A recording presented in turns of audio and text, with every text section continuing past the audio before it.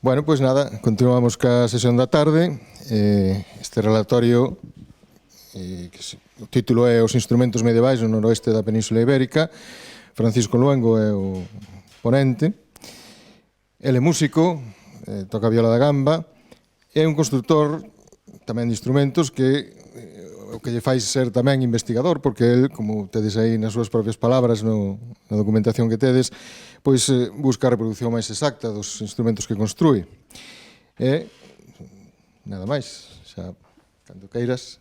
Sería bon que calquera que tenga unha pregunta non espero ao final, porque moitas veces atópome con que dou por sabidas cousas que o mellor alguén desconoce. Creo que sempre un bon momento plantexar isto un pouco como un diálogo tamén, e quen quera preguntar calquer cousa, pois que me interrumpa, que non teña ningún problema en facelo.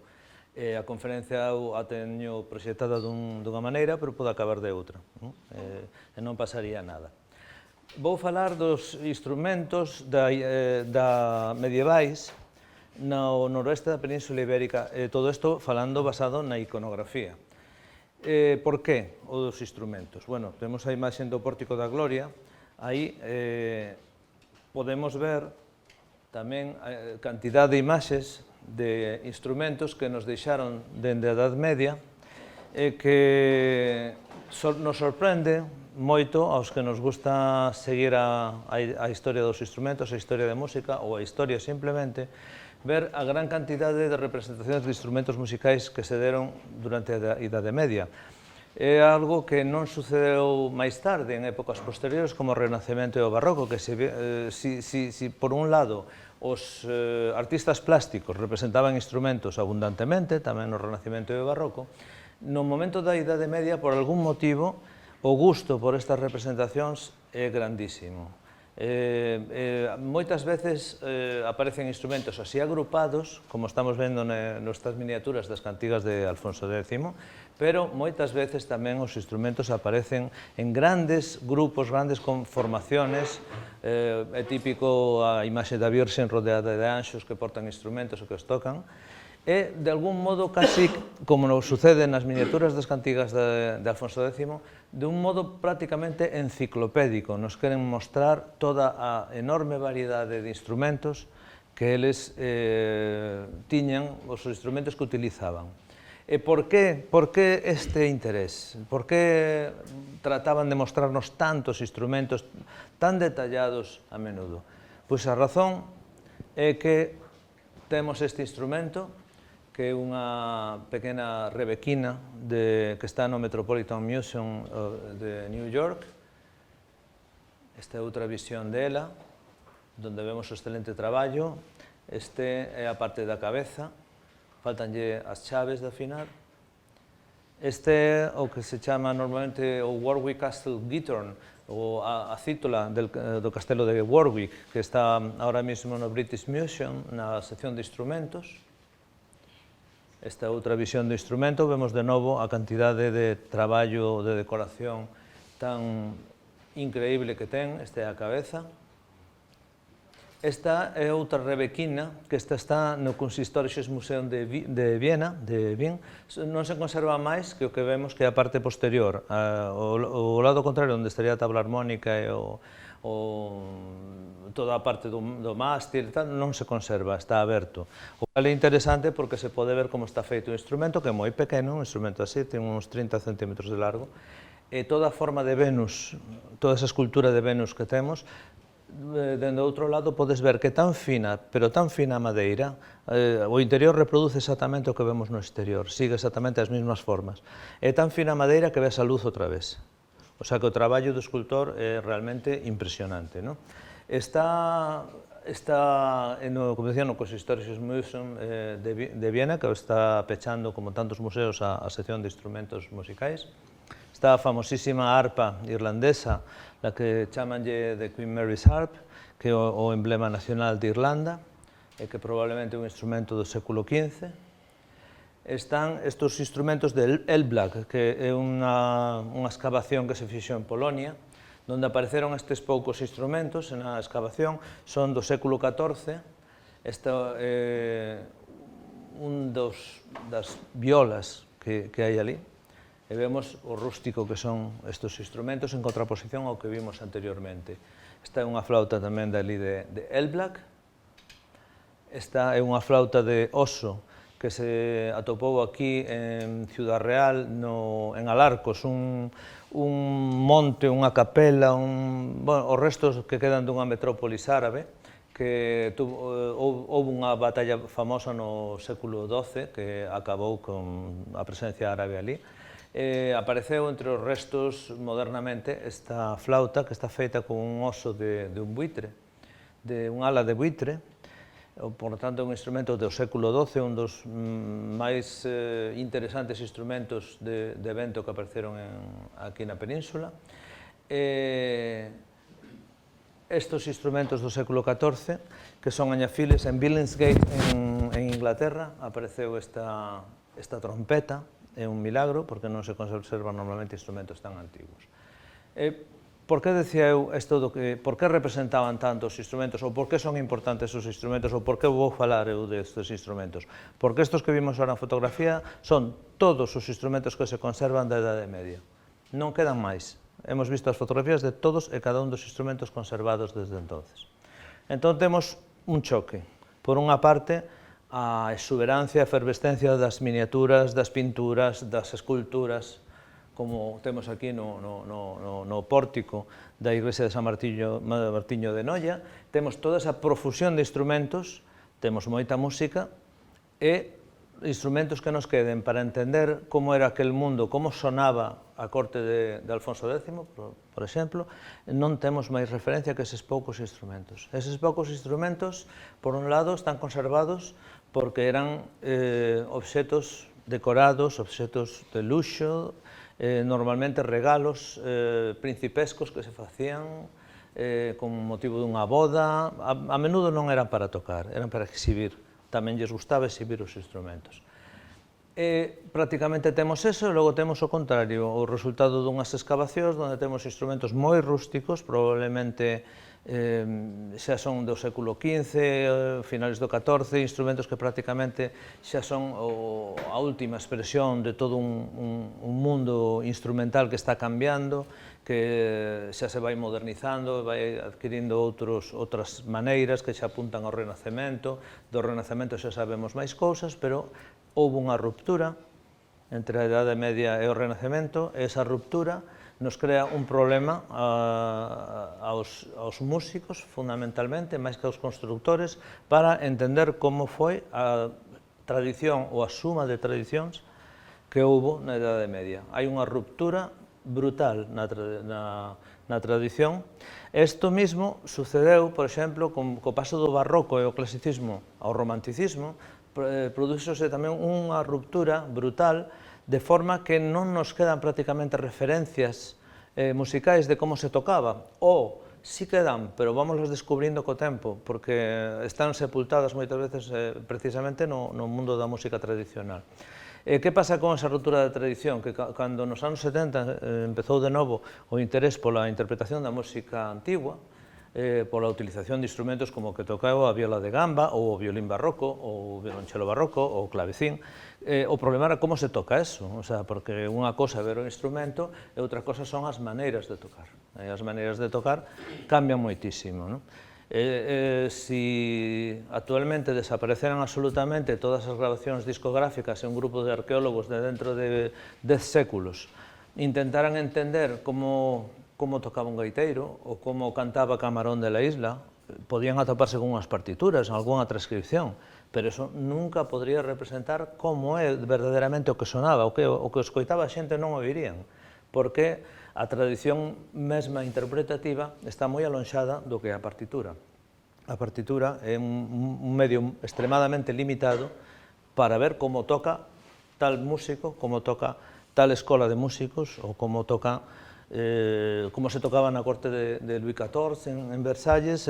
Todo isto tens que escoitalo. Se non o escoitas, tens un camiño moi difícil, dando moito rodeo, E no caso, por exemplo, do que foi a música que mencionei agora, a música que se tocaba en Versalles no tempo de Luís XIV, pois gracias a que os franceses foron moi maniáticos e deixaron moito escrito acerca de como se debía tocar, deixaban as partituras cheas de indicacións de como se dá o golpe este co arco para arriba, arco para baixo, o dedo que fai, como fai este adorno neste punto concreto, eles sempre moi enciclopédicos, non? Sempre tratando de precisar todo. Gracias a eso, e o traballo de moitísimos músicos a lo largo de 30 ou 40 anos, hoxe en día se interpreta o barroco francés de forma que probablemente Luís XIV non extrañaría esa interpretación, ou reconocería, diría, pois eso sí, eu coñezo, está moi mal tocado, pero doume conta do que está mal tocado porque tiña os mellores músicos, é dicir, non podemos aspirar nós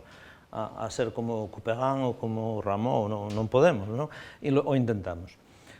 Que pasa coa Idade Media? Que nos deixa toda esa enorme cantidade de música e de instrumentos. E agora hai que xuntar os dous. O paso primeiro, para ver como podía sonar a corte de Alfonso X, se eres músico, te preocupas por moitas cousas, non? Que sabemos? Que sabemos da tradición? Que sabemos de como cantaban? Que podemos saber de como interpretaban? Cando interpretaban? Cando se facía a música? Non sabemos prácticamente nada, entón tens que acudir a diversas fontes. Tens que acudir á literatura, na literatura tes algunhas informacións, tens que acudir ás imaxes, tes aquí moitos pórticos, moitas miniaturas, moitas pinturas, ves as actitudes, ves os músicos, como son os músicos, que fan, e tratas de xuntalo todo. Que pasa? Que nós aquí en Galicia estamos moi acostumbrados a ver este tipo de cousas. Ti vas por calquer lado, ves un pórtico, que maravilla, mira, instrumentos. Vale, isto parecenos que é unha cousa normal, non? Que pasa en todas partes. Non, pasa aquí. Pasa aquí. O que pasa no resto do mundo, os franceses teñen tamén pórticos e moitas representacións, pero no resto do mundo non. Tú vas a Andalucía, ali non hai desto, vas a Valencia, non hai estas cousas. Por que? Bueno, por motivos obvios, porque a presencia árabe durou moitísimo máis tempo, non houbo románico ali, porque non tiñan oportunidade de facer este tipo de cousas. Entón, no noroeste da Península Ibérica hai unha cantidad inmensa de información debido a que Galicia tuvo un momento esplendoroso nos séculos XII e XIII, a construción da Catedral de Santiago e de tantísimos mosteiros como hai na Ribeira Sacra, nos está explicando de un momento en que Galicia era realmente unha enorme metrópolis de poder económico, de poder cultural, de poder de coñecemento, e aquí unha das principales cousas que se cultivaba tamén polo momento, polo século XII, polo século XIII, foi a música. Todo o resto de Europa, exceptuando algunhas partes de Francia, sobre todo a Borgoña, era un campo de batalla, era un inmenso campo de batalla.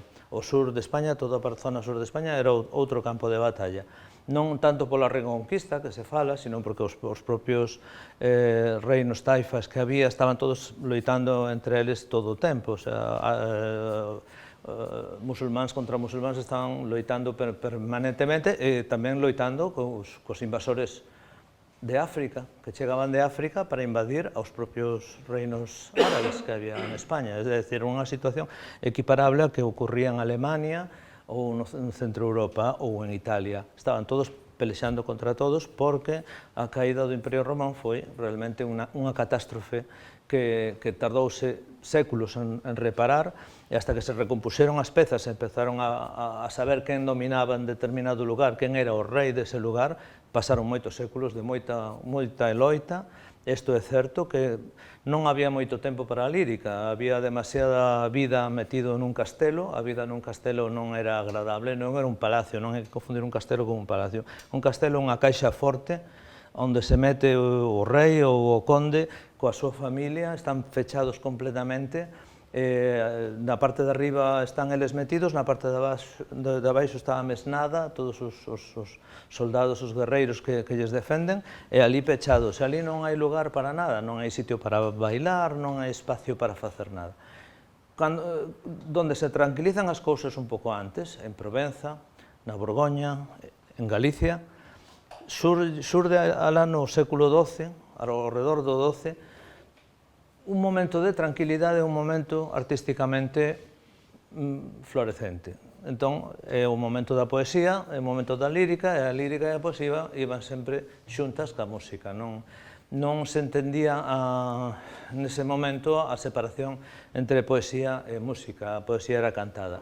A poesía levaba os mesmos pés rítmicos que compartía a poesía e a música, e empezaban as veladas xa non nos castelos, senón nas vilas, nas cidades, nos pequenos pazos que empezaban a xurdir, onde se podía vivir sin peligro de que te atacaran, ou con menos peligro de que te atacaran. Empezaron a haber as reunións literarias, as reunións poéticas, onde a xente practicaba a poesía non dun xeito consumista, onde tes o poeta que te recita para ti, sino dun xeito moi participativo, onde os poetas eran os propios participantes. Isto deu lugar a esta lírica galega impresionante, da cal, por desgracia, perdimos prácticamente toda a música que acompañaba os poemas. Non nos quedou máis que o Pergamino Vindel con Martín Codas, que nos dá unha idea de como podería ser aquel mundo. Eso o temos perdido, pero isto era unha práctica común. Non é raro que mandaran a todo un rei como Alfonso X, cando se estaba criando, que mandaran a Galicia a criarse. É un sitio tranquilo, un sitio oculto, onde se pode desenvolver un futuro rei. Ten tempo para estudiar, tempo para estar tranquilo e para aprender todo o que el aprendeu. Así temos Galicia chea deste tipo de imaxes. E temos lugares tan característicos como é o pórtico de San Martín de Noia. Temos Porto Marín, ben coñecido, que ten este pórtico esplendoroso tamén cheo de instrumentos, onde aparecen incluso 2 organistrums, que xa é unha ida de olla total. O sea, están presentando instrumentos caros e complexos. Aí os temos. Como aparecen, está naturalmente o Pórtico do Paraíso de Ourense, cheo tamén de instrumentos, unha especie de remake do Pórtico da Gloria. Temos, por suposto, tamén, como non, gaitas abundantes tamén na iconografía. Aquí a de Betanzos, moitísimas. Esta que está no Castelo San Antón de Santa Catalina. E tamén temos na Ribeira Sacra. Aquí temos o mosteiro de San Estevo de Ribas de Miño. Esta é unha cousa interesante. Vou parar un pouquiño neste mosteiro. Este pórtico presenta algúns instrumentos, non son moitos, pero son extremadamente interesantes polo que representan. Vemos, está bastante erosionado, de todas formas temos moita información, e un pouco incide moito este pórtico daquelo do que eu quero falar. É dicir, cando vemos unha representación dun instrumento e non temos o instrumento, como facemos para interpretarlo, para entendelo, para comprender e ver hasta onde podemos chegar na súa reconstrucción, se queremos reconstruílo para que sone e para tocalo, que é o fin último é sonar, o fin último é a música. Entón, temos estes músicos e vamos a ver un pouco por partes o que temos ali. Temos este instrumento moi erosionado, parece que está posto en vertical sobre un dos xeonllos do tipo, ou entre os xeonllos, e na man claramente ten unha forma, está un pouco borrosa a imaxe, pero ten unha forma que é como un arco suxetado un instrumento a maneira de como se toca unha viola de gamba. Esta é outra visión, e vemos como é a parte posterior do instrumento. Vemos abombado, ten unha forma como de media esfera, máis ou menos. E claro, temos aquí a imaxe que se corresponde co Pazo de Xelmírez, nas ménsulas da Sala Capitular de Xelmírez, onde temos un instrumento non en moi boa condición, pero un poquinho mellor conservado, que nos está explicando un pouco de que se trata. Esta é a reproducción que eu fixen de Xelmírez, e vemos a parte posterior. Como en Xelmírez se ve perfectamente como é a forma bombeada da parte posterior, isto me leva a pensar que a outra é algo parecido a isto, de unha forma un pouco máis rústica, un pouco máis ruda, pero o instrumento está colocado dunha forma parecida, con un arco que o toca. Mais ou menos isto é o que temos, non? Vale. Este é o primeiro instrumento que hai en San Estevo, ou algo parecido a este instrumento. Temos logo outro instrumento que non sabemos moi ben o que é, pero aí había un instrumento que desapareceu, caeu, pero a colocación das mans do músico e a colocación das pernas do músico, a forma de estar colocado, nos remite de novo aquí a Terras de Santiago, ou unha dos arpistas que hai no Pórtico da Gloria, onde hai dous arpistas e vemos a colocación das pernas, a colocación das mans, que Maestro Mateo presenta moito máis pegado ao corpo, e por iso que se conservou esta arpa. Se fixera como o de San Estevo a puxera dereita, que como se toca realmente a arpa, posiblemente houbera roto, houbera caído, non o conservaríamos. Pero o escultor de San Estevo, evidentemente, fixouse no Pórtico da Gloria para facer ese instrumento. E temos o seguinte instrumento, que é o instrumento triangular que está na parte superior, e claramente este é moi fácil de reproducir, é o instrumento, aquí o temos un poquinho máis de cerca, vemos a forma triangular, a forma en delta, a parte, digamos, que sería superior do instrumento coa man aí arriba, e temos a versión do Pórtico da Gloria, que é anterior, onde está ese instrumento, que a miña interpretación é esta, é a rota. Este é un instrumento que necesitou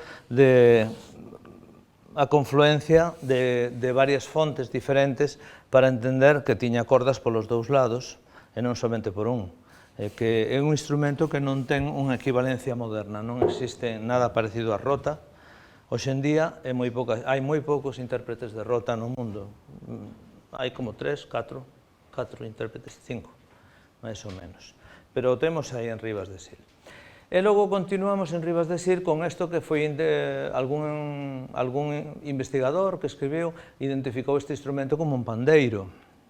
Entón xa estamos no momento o que eu chamo a crise da interpretación, non?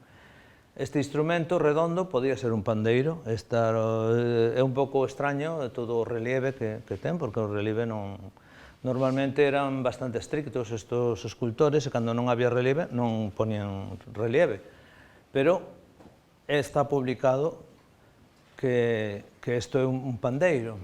Temos a súa equivalencia tamén na Catedral de Santiago, é máis ou menos o mesmo elemento, pero non é para nada un pandeiro. Na Catedral de Santiago isto é o sol.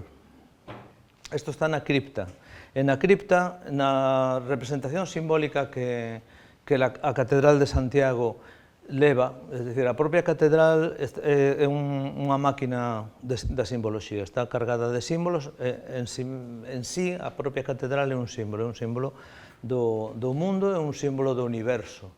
Entón, na parte baixa, onde está a cripta, onde están enterradas os abades da catedral, nos lados da cripta, a un lado e outro, igual que aquí temos este outro que tamén foi interpretado como pandeiro, incluso algún o quixo interpretar como unha gaita, como un fol de gaita, pero, e está publicado, pero no outro extremo da cripta da Catedral de Santiago temos isto. Entón, que temos? Temos o sol e a lúa. O sol e a lúa están na cripta porque a cripta representa o mundo terrenal, o mundo actual, onde estamos nós. O nivel inmediatamente por enriba da cripta é o Pórtico da Gloria. E por riba da Pórtico da Gloria temos o que sería un coro elevado, onde temos esta imaxe e que completa todo o símbolo. Na cripta, o mundo actual, o mundo terrenal, necesitas do sol e a lúa que te alumeen para poder ver. No pórtico é un caso especial, pero por riba do pórtico, que é no paraíso, tes a luz do Cordeiro, o do año divino, que é o que te ilumina, non necesitas nin sol nin lúa. Isto é o que se está representando, e tamén o que está representado en San Estevo. Aquí temos a visión da catedral, temos a cripta na parte inferior, o pórtico inmediatamente por riba, e toda a parte superior onde está o Cordeiro arriba de todo. creo que se entende, non? Solamente hai tres niveis, non? O nivel da cripta, este é o Pórtico da Gloria, isto todo está aberto, hasta aquí arriba, aquí está o Cordeiro, que é o que ilumina o paraíso. E o artista de Santo Estevo representou exactamente os mesmos elementos e fixo xunto con isto e xunto co anciano que está al lado, que tampouco porta un instrumento, porta unha cartela como portan no Pórtico da Gloria os profetas, levan a cartela coas súas explicacións. Pois fixo con todo isto o artista de Santo Estevo digamos, un refundido de todo o que hai na catedral. Foi tan bon, tive unha visión tan sintética, tan boa, que foi capaz de poñer todo nun solo pórtico e resumilo con 7 personaxes, o que é fantástico. Pero dá lugar a que moitas veces, cando hai xente que non coñece ben o mundo dos instrumentos, pero son historiadores da arte, fan interpretacións do que ven e moitas veces buscan cousas totalmente fantasiosas, que non tiñen que ver. Por iso que tanto eu creo que é importante que no mundo do arte como no mundo da arqueoloxía ten que haber en todo aquilo que teña referencia á Idade Media, séculos XII, XIII, XIV, ten que haber de algún modo intervención de músicos ou musicólogos ou organólogos, porque se perden moitas pezas, sobre todo en arqueoloxía, perdense moitas pezas que se consideran obxetos, non sei, de equitación ou de guerra ou do que sea, e que son partes de instrumentos musicais, estamos perdendo informacións valiosísimas. E tamén no mundo da historia do arte é necesario que moitas veces, cando hai instrumentos polo medio, que haxa alguén que sepa un pouco desto, porque senón dá lugar a fantasías tremendas. Bueno, temos na Ribeira Sacra, por suposto, moitísimos sitios. Francisco, perdona. Sí. Só unha pregunta. E o da dereita de todo, ti que crees que é en Ribas de Ñoño? O da dereita de todo, que ten así como algo, unhas arrugas. Sí. Sabes o que che digo? Sí. Sí, este é moi interesante, porque este podería ser un instrumento e pode que non. Es decir, non teño aquí a foto, esta é unha pena. Hai un instrumento que podería ter esa forma, un instrumento de corda que está no Pazo de Xelmírez. É un instrumento que eu estou dándolle voltas actualmente, porque o instrumento de Xelmírez é misterioso, eu creo que xa teño unha solución para el, pero finalmente é unha túnica. Eu mirei isto con moito detenimento, non é un instrumento, é túnica. Este é o que parece un instrumento da túnica, pero o que sostén o músico é isto. Isto é unha redoma de perfume. Isto o témolo no Pórtico da Gloria, como veremos agora. E as redomas de perfume son esa especie de botellas que portan no pórtico. Aquí non se ve moi ben na foto, pero o tipo ten a man así e sostén unha redoma que non é alargada, é baixa, pero ten de novo a simboloxía do pórtico, é dicir, os 24 ancianos do Apocalipsis, que portan nas súas mans cítaras e redomas con perfumes para unxir o año, non? Entón, aquí, na mesma síntesis, sigue e mete unha das redomas. Entón, completa a visión do Apocalipsis de Santiago, que é a temática do Pórtico da Gloria. Aquí non é esa temática, pero lo mete igualmente. Bueno, por poñer outras cousas, non vou facer, claro, naturalmente, un repaso por absolutamente todas as imaxes que hai en Galicia, porque sería inacabable, hai tantísimas que non se poden, pero por ver que aínda está por aparecer moitísimos instrumentos ocultos en iglesias. Aquí estamos en Chouzán, na Ribeira Sacra, e aquí na ábside, unha cousa rarísima, na primeira columna da esquerda que está dentro do ábside, temos este capitel, onde aparece un músico tocando unha viola. Isto é realmente extraño porque normalmente a presencia dos músicos no interior das iglesias estaba prohibida. Sempre que vemos músicos están fora. O normal é que estén fora, porque a música se considera unha actividade lúdica, e como tal actividade lúdica é mundana. Isto non debe estar aí dentro. Cando hai instrumentos, no Pórtico da Gloria vemos agora, ou na Catedral de Ourense, vemos instrumentos dentro, pero isto é porque foi pechado o Pórtico da Gloria en un momento dado no Barroco, pero en realidade o pórtico estaba fora. Era a entrada e non estaba dentro do recinto sagrado. O recinto sagrado é outra cousa. Sin embargo, aquí, se atopamos xa directamente un músico tocando no altar.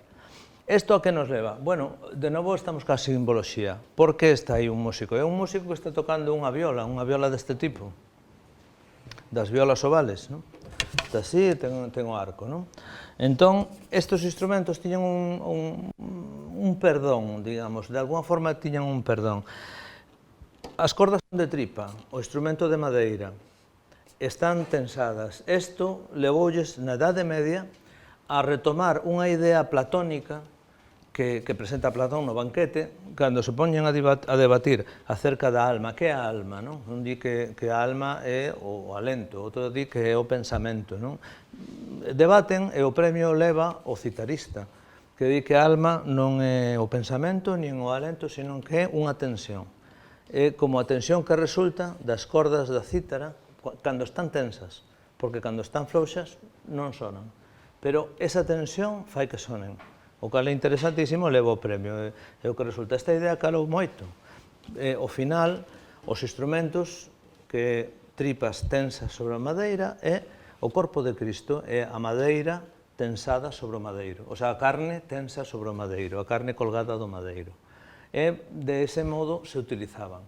Entón, tiña unha disculpa para estar no ábside da iglesia, un instrumento de corda. Non é así cos instrumentos de vento, onde si temos cousas tan sorprendentes como as iglesias de Betanzos, onde hai gaitas no ábside. Isto é algo que eu todavía non o entendo, o sea, non o podo entender. Ten que ser algo debido ás especiais características da Galicia medieval, que non sei, debe ser un mundo, especialmente o mundo religioso da Galicia medieval, curiosamente, tiñen unhas particularidades grandes na forma de vivirse o culto, a forma dos monasterios, non sei, non son especialista en isto, pero dan un pouco a sensación de que había unha liberalidade moi grande, que non era a situación represiva que vemos hoxe en día na iglesia, sino que unha iglesia moi aberta, os monasterios, os cenobios mixtos de monxes e monxas. Bueno, todo isto era unha cousa que entonces sucedía, que hoxe en día parece imposible. Este para mí é un exemplo claro. E temos moito máis exemplos. Na Ribeira Sacra tamén é un hervideiro, está pouco estudiado. O Mosteiro das Bernardas, en Ferreira de Pantón, que no ábside, na parte superior, á dereita, temos estes instrumentos, temos un tocador de viola e unha bailarina, que é o que está ao seu lado, é unha bailarina, é a típica representación das bailarinas medievais, sempre facendo bailes acrobáticos, o corpo retorcido. E o que temos á izquierda é o músico con un instrumento piriforme, un instrumento de arco, forma máis ou menos piriforme. A dereita é a bailarina vista de frente, donde temos outra das cousas que aparecen moito, sobre todo por esta zona, a idea da sexualidade que eu vexo na bailarina da dereita. Penso que, chamádeme pervertido, pero eu vexo aí unha vulva, como aparecen moitísimas iglesias, non é raro, non? Aparecen órganos sexuales masculinos e femeninos en moitísimas iglesias, non sei por qué, pero é abundantísima a representación, sempre fora, non sempre fora. Tamén os vi dentro, ocultos, pero en rincones. A iglesia de Santa María de Cambre ten na base dunha das columnas do interior, ten un pene, uns testículos, pero moi ben representados. Allí está oculto nunha esquina. Eso me parece a mí que é cousa do canteiro, pero cando se pon tan claramente aí, sí.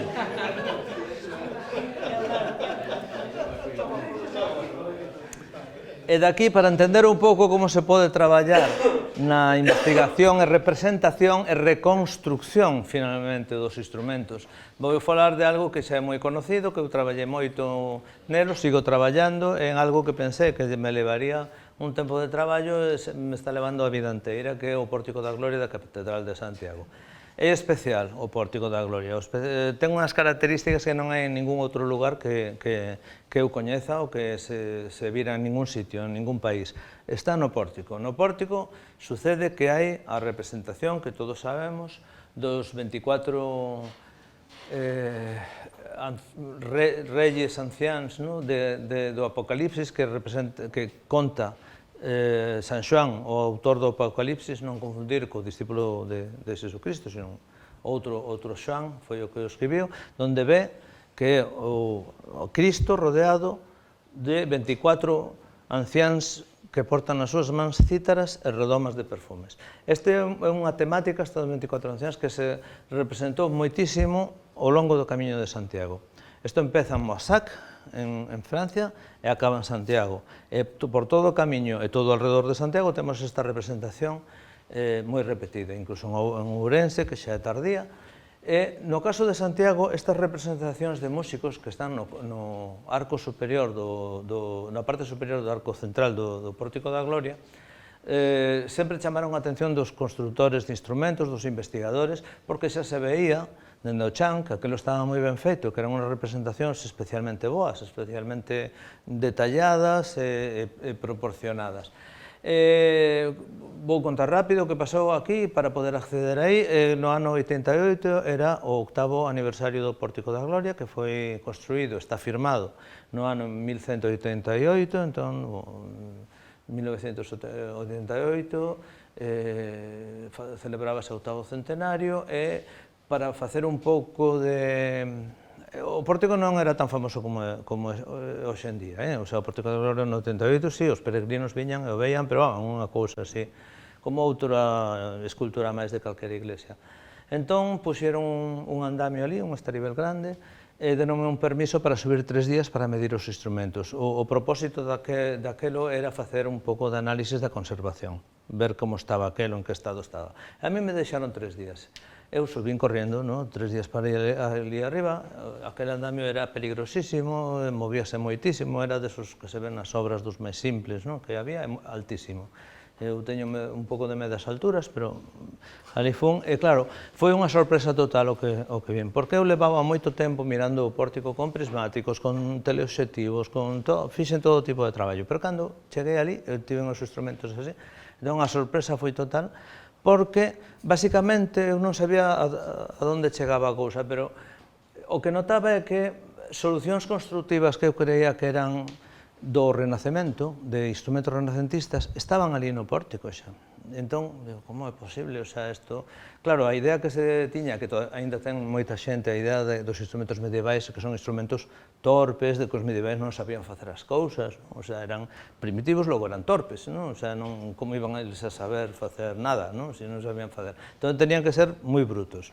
E resulta que os instrumentos que había ali non eran brutos, eran instrumentos refinados, moi ben feitos, moi ben construídos, cunha lógica de luthier grandísima. E, bueno, de todo aquilo fixen como pude un artigo que se publicou pola Fundación Barrié nun libro que se fixo sobre o 8º centenario. Isto, bueno, removeu moito, algunhas persoas de Europa, dos poucos frikis que estamos metidos nesto dos instrumentos medievais, pois me chamaron, pero eso que dice é verdad ou non serán imaginacións? Bueno, fíxose, movido por o profesor López Calo da Universidade de Santiago, fíxose un simposio, porque el tampouco acababa de entender moi ben o que eu decía, dixo, vamos a aproveitar que hai interés por isto, facemos un simposio. No ano seguinte, en 89, fíxose un simposio, chegou xente de varios sitios de Europa, de Francia, de Inglaterra, de Noruega, de Alemania. A cousa era que, bueno, que todos me decían que se foi unha visión, que tuven ali arriba ou algo así, eu decía que non, era xente xa moi metida, non? Entón, bueno, de todo aquilo xurdiu a cousa que, bueno, tal como eu decía, se as cousas eran reales, era importante facer unha reproducción daquelo, porque de repente abría unha porta, era a chave de entender como eran os instrumentos medievais. Eu creo que sí, que era así. Fíxose, se pudo facer, tamén financiado por la Fundación Barrié, unha reproducción no ano 91. Entón montaron este andamio maravilloso, unha cousa a tutiplén, ali podíamos subir, baixar, era comodísimo, chegar a todos os instrumentos, fixemos unhas medidas perfectas de todo, eu descobrí moitísimas máis cousas que non vira antes, pero quedou moi confirmado que o que eu decía se quedaba moi corto, que ainda iba moito máis aló, porque viñan especialistas en diferentes instrumentos.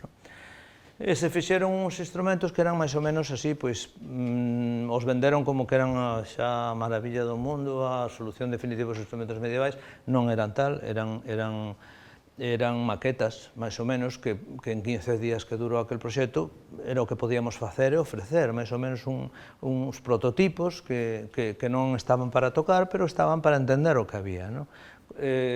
Inda eu, hoxe, sigo traballando sobre todo aquelo e facendo instrumentos cada vez mellores. Pero vou pasar un pouco a descripción. Cando traballamos con material do bon, é dicir, con documentos valiosos realmente, eu me refiro a non aqueles instrumentos de San Estevo, de Ribas do Miño, que vemos os instrumentos. Estou falando desto.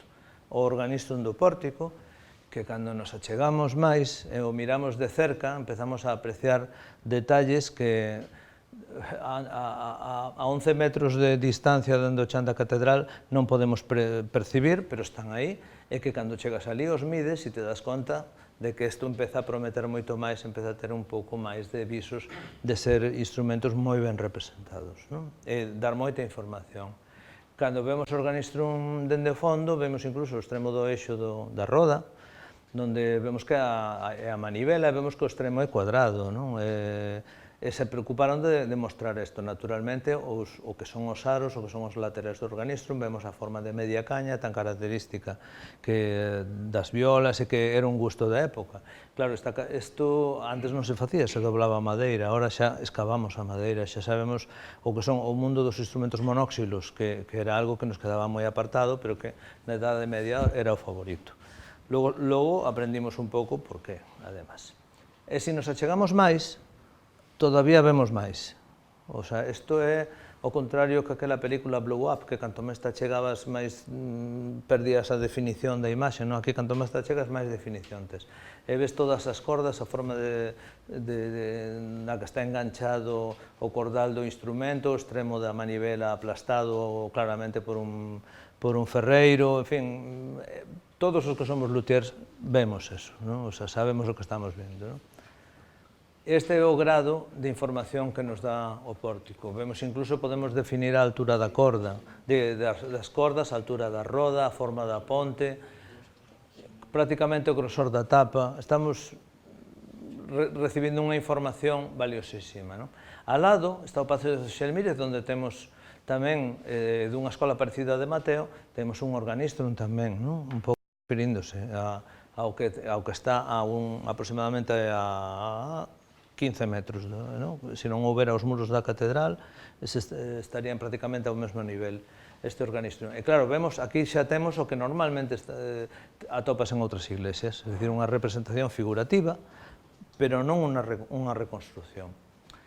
Aos lados do organistrum que temos, o que chamamos, hasta hace ben pouco chamabanlle fídulas en 8, porque non se sabía moi ben como chamar, hoxe sabemos un pouco máis de que probablemente chamábase giga, ou giga, ou giga, ou gaigue.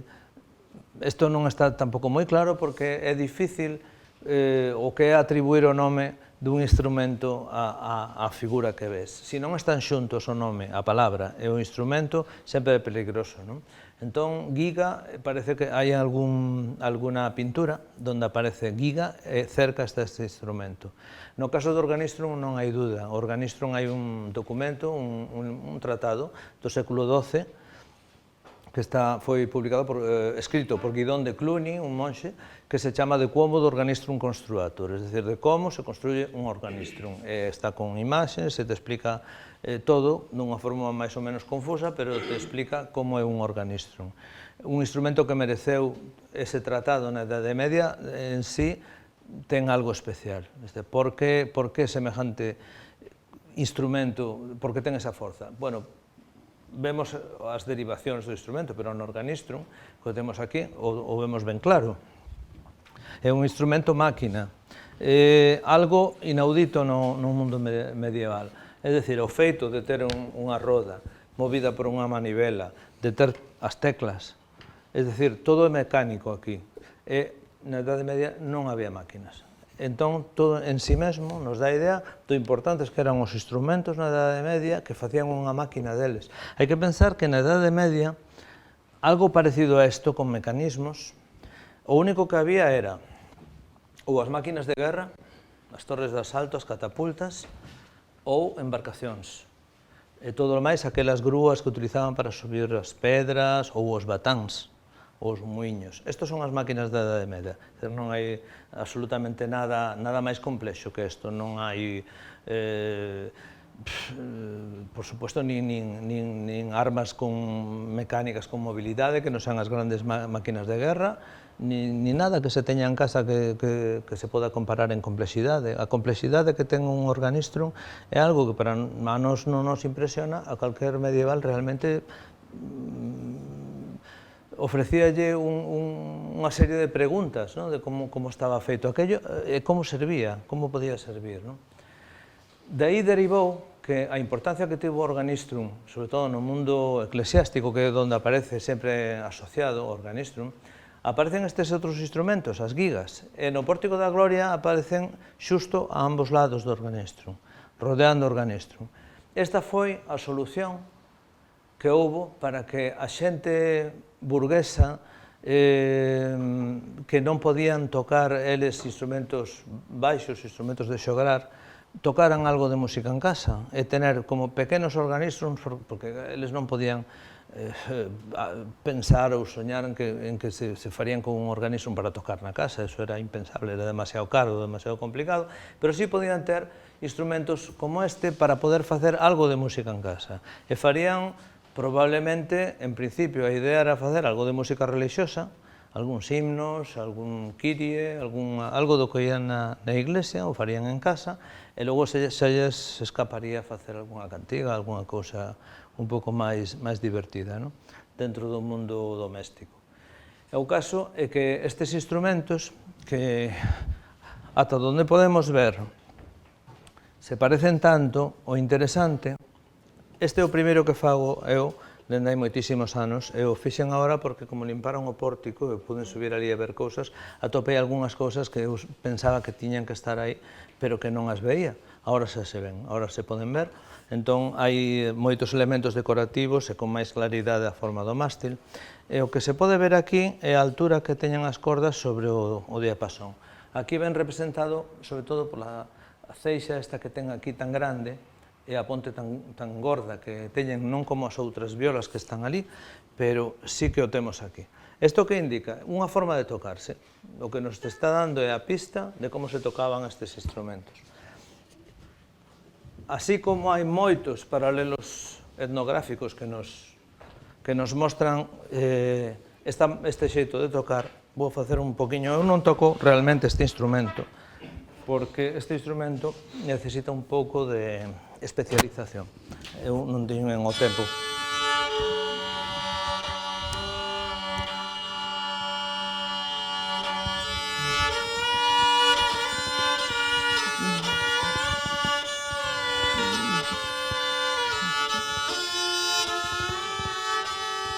Esta é a idea.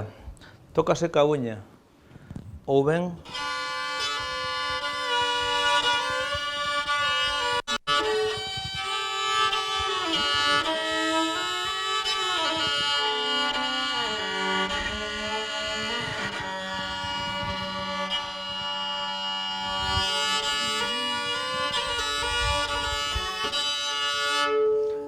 isto é o que se toca hoxe en día, o sarangui, o rabab garnati da música andalusí. O rabab garnati tócase deste xeito, lateralmente.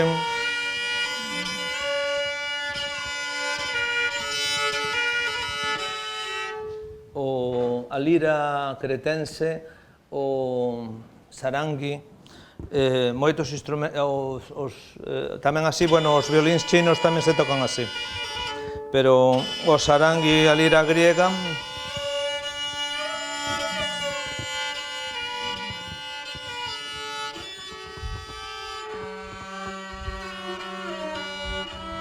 ca uña. Os que o tocan, pero que moi ben. O sea, non como eu. Pero isto parece que é o que lle dá referencia ao Organistrum. No Organistrum, o sistema, naturalmente, é mediante teclas, pero o sistema que normalmente vemos, por exemplo, en Ourense, ou o sistema co que se fan prácticamente todos os Organistrums, é o sistema da tecla lateral como unha zanfona. No Pórtico da Gloria non hai extremos por aquí, das teclas. Entón eu fixen outro sistema, que é o sistema que ven implicado polo monocordio, que é o sistema de elevación. Isto fai as cousas moito máis cómodas para o que toca e ten unha relación moito máis directa co monocordio, que é o orixe deste instrumento. No monocordio a corda atácase dende a parte inferior. É un ponte que se move e vaise desplazando e vai dando as diferentes notas. O Organistrum probablemente era un instrumento, entre outras cousas, tamén pedagóxico, non? O sea, te daba todas as posibilidades da gama, da escala. Entón, ten sentido que sea un pouco como un monocordio, pero con 3 cordas, simultaneamente. Podemos probarlo, tal vez se alguén me axuda a darlle a roda ou a tocar as teclas. Nos sentamos aquí.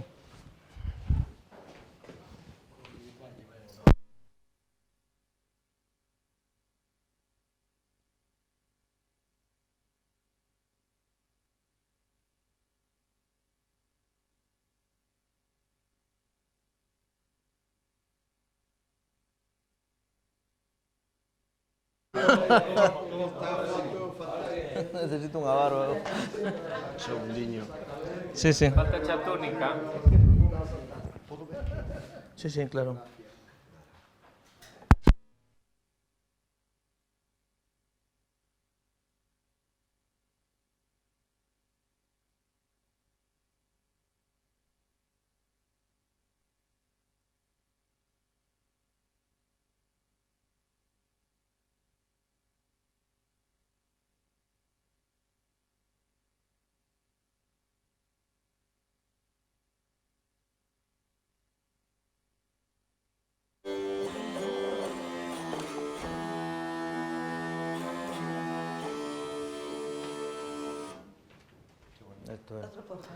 Isto, bueno, para os constructores de zanfonas ou a xente do mundo da zanfona, ten unha serie de ventaxas moi grandes este sistema das teclas. Primeiro, é o que vemos no pórtico. Cando faz o sistema de tirar das teclas con a zanfona, o instrumento debe estar colocado así. E cando alguén tira, pasa isto, o instrumento se levanta. O que está no lado da roda ten que estar pelexando todo o rato para compensar esa elevación, é incomodísimo. E sobre todo o problema máis grande é que, dalle volta ahora, que a enorme ventre que fai a corda, sobre todo no punto da octava, que fai un ventre enormísimo, si hai os tempereiros que tiñan que tener aquí, sempre está chocando contra os tempereiros a corda, fai un montón de ruido, non? E deste modo, non, está libre porque pode moverse todo o que se queira, non ten problema de chocar con nada.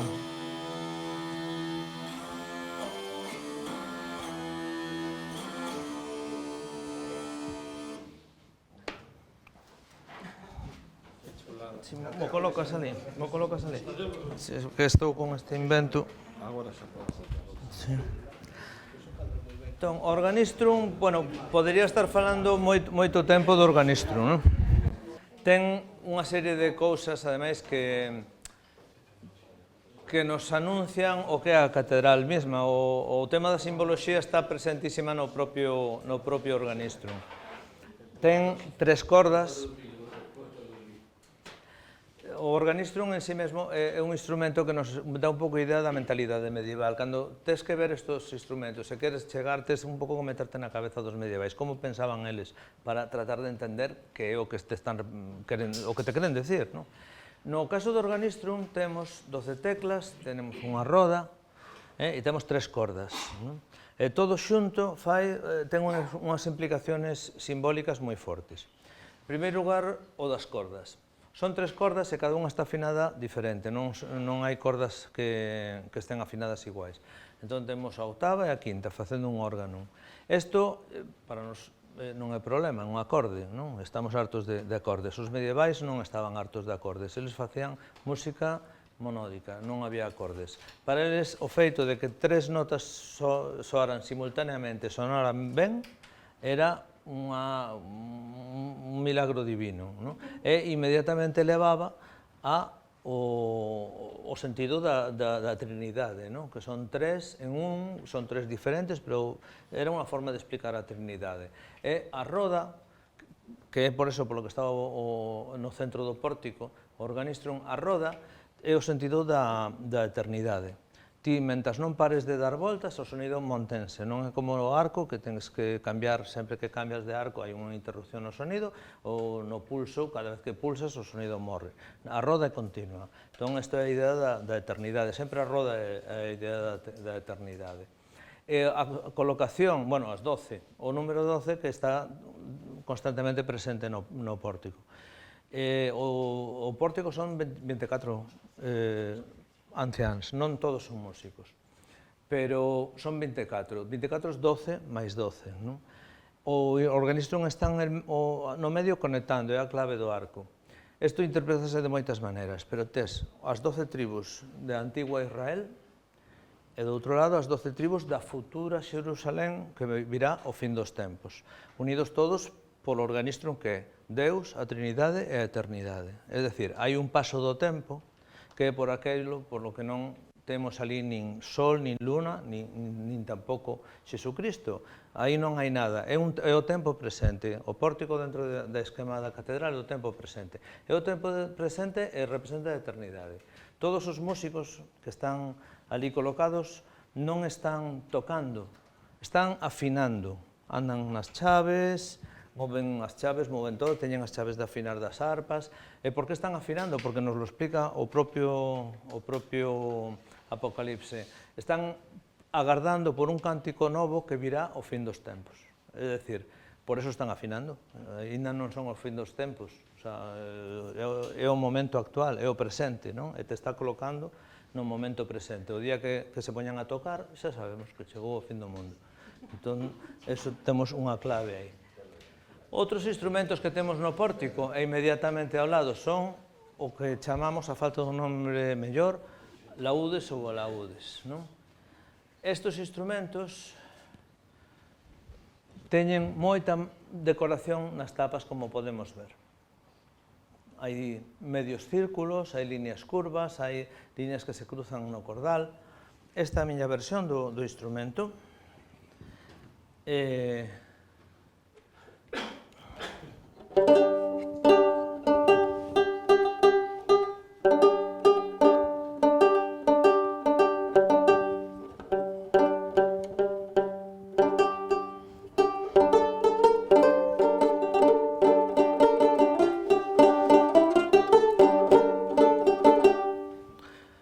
Ten unha tapa de pel, dado que non hai escavado nin buratos sonoros, nin oídos, nin nada, non? E sí que está decorado e pintado como están os gimbris do norte de África, que teñen tamén unha tapa de pel e aproveitan para decorar con moitas pinturas. Eu non fixen estas pinturas porque esas pinturas probablemente se corresponden con outras máis antiguas, pero esas son do século XVI, o que vemos.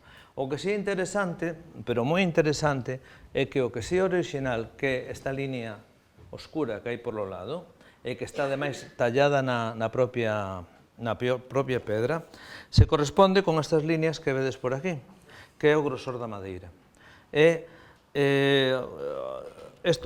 O grosor da madeira non o saquei daqui, o saquei da práctica, o sea, puramente especulativo, pero chegou porque, claro, a primeira idea foi facer un instrumento delgado para que sonara máis, con paredes delgadas, se coloca a pel en húmedo e se deixa secar para que se tense. No momento en el que a pel se secou, o instrumento quedou feito un churro, vamos, deformouse totalmente, a forza que ten a pel é moita. Entón, outra proba, paredes algo máis gordas, o mesmo. Hasta que chegamos a este grosor, é o grosor que vemos aquí. É dicir, igual que se transluce o borde da madeira aquí, o mesmo estaba mirando o escultor, e o mesmo quiso representar. É dicir, nos están dando información moi real e moi forte. no pórtico. E se pode ver o que pesa. Claro. Realmente, non? Que é realmente pesado o instrumento. Se non é así de pesado, non se pode construir, non se pode tocar. Os trastes de tripas, mira, tamén... Non. Isto é por facilidade do músico que o toca. Aí non aparecen trastes. Non quer decir que non as haxe, porque está moi tapado pola man. Pero os trastes son facultativos nos instrumentos medievales. Por qué? Bueno, porque corresponden a tradicións. O músico Alciriab, un músico persa que traballou aquí en Córdoba, el era laudista, deixou escrito moito, e decía, en canto aos trastes do oud, que normalmente hoxe en día tocan sin trastes, pero naquela época colocaban trastes, ou non, era facultativo. El decía, pódense poñer trastes ou non. Para os estudiantes é bon que coloquen trastes atados, pero eu, como xa sei onde están as notas, non os poño. O sea, que era unha cousa totalmente facultativa. E temos o que pasou 75 anos despois, que é un dos instrumentos que hai no Pazo de Xelmírez. De novo nos remitimos a Compostela, un espacio moi pequeno, un espacio de metros, un espacio de 75 anos. Eu utilizo sempre porque é interesante ver que a Idade Media non é un continuum perdido, non? Había modas, e as modas cambiaban moi rápido, e tamén había moito movimento, sobre todo a partir do século XII empezou a haber moito movimento. Xa non vemos laudes de tapa de pel, xa vemos os instrumentos modernos, que son os instrumentos que se instauran e que duran hasta o século XVI e logo cambian a convertirse en cistros e logo cambian a convertirse en bandurrias, en mandolinas e incluso en busukis, que son as cítolas, que este outro instrumento que teño aquí. Este é unha reproducción interpretando as proporcións desto que vemos aí. Esta é unha cítola medieval. Destas hai moitísimas representacións. Estas son das máis antiguas que se conservan, estas do Pazo de Xelmírez. É un instrumento monóxilo, tallado de un bloque de... e que ten esta característica que chama tanto a atención, que esta forma de aquí. Pero isto é algo moi importante que realmente funcionou moi ben para os xograres, que era, se tú te pos así, sin necesidade de coller ca man un instrumento, se sostén perfectamente entre a agulla, que isto sería a agulla, e o doble mástil. Entón é comodísimo para tocar así.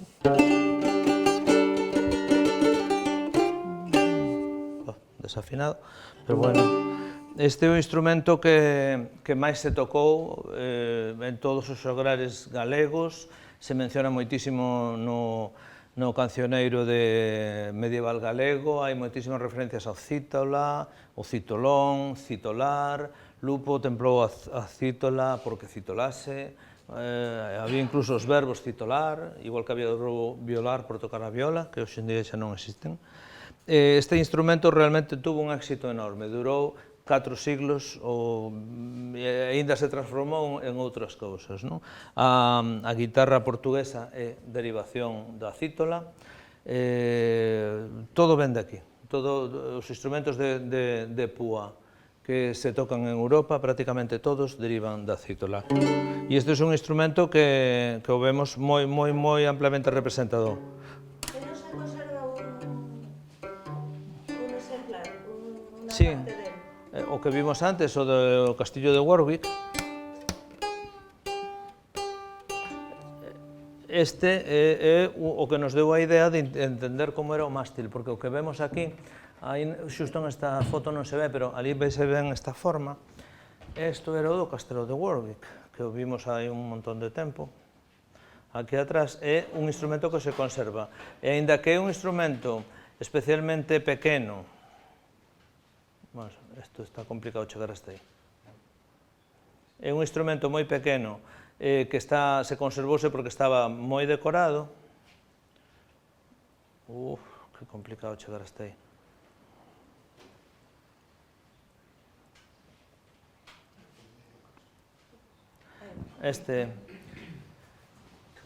Este conservouse porque é especialmente decorado, non? Pero o instrumento en sí é pequeno e foi transformado no século XVII, probablemente primeiros do XVII, en un violín.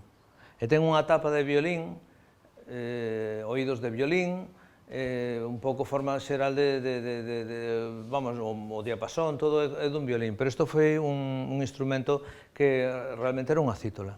Era unha cítola principesca, toda a decoración fai referencia a unha boda, co cual, e además podes identificar, non me lembro ahora de quen era a boda, pero podes identificar bien de quen era a boda. Foi un regalo de boda, como simplemente polo decoradísimo que está o instrumento. Isto nos deu a pista de que realmente o que estaba en Xelmírez era isto, era unha cítola con toda a forma, con o mástil e con todo. Este está no século XV, sí. É das últimas cítolas que podemos falar, porque logo enseguida se empeza a convertir en o que son os cistros, que tiveron moita forza o cistro en Italia, pero tamén en Inglaterra. E unha das características máis curiosas que hai dos cistros é que o mástil que hai na parte posterior empezou a romperse, por así decir, non? Converteuse en dúas cousas moi diferenciadas. Unha era un gancho, que podíamos ver aquí na parte superior. Isto, en un momento dado, rómpese por aquí, ou o cortan. Entón, queda unha parte superior que pouco a pouco se converte nun gancho, e pódese colgar o instrumento, e a parte inferior queda unha especie de espolón que vai reducíndose. Chega un momento que xa no século, principios do XVII, a estilización é máxima. Este gancho que se vería así xa roto se converte na nariz dun payaso, por exemplo, ou un espolón de un dragón. Empeza a adquirir formas un poquito así de decoración, non?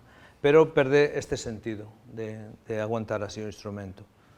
Non sei por qué. Posiblemente xa non necesitaban estar de pé os segurares que tocaban neses momentos. O instrumento, o que é moi importante para mí é ver como cambiou a moda, como evolucionou o mundo instrumental en un sitio tan pequeno como Santiago, tirou para aí. Vemos outros instrumentos que son o salterio. O salterio que está aquí. O salterio está guardado.